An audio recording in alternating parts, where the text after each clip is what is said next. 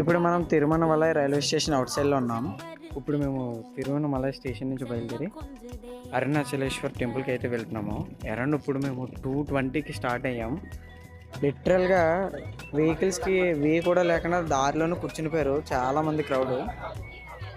ఈ అరుణాచలం టెంపుల్లో ఒకటి బాగా ఫేమస్ అయింది, అదేంటో చూపిస్తాను రండి.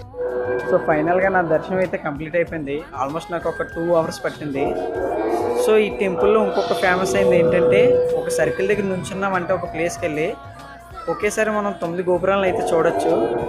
సో చూపిస్తాను రండి. ఎదురుగా కనిపిస్తున్న సర్కిల్ అదే.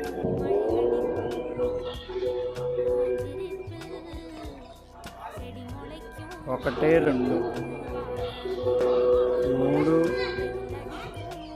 3, అక్కడ ఇంకొకటి 4, 5, 6, అదొకటి 7, ఒకటి 8, 9. ఈవినింగ్ వర్షానికి క్లైమేట్ చల్లబడింది.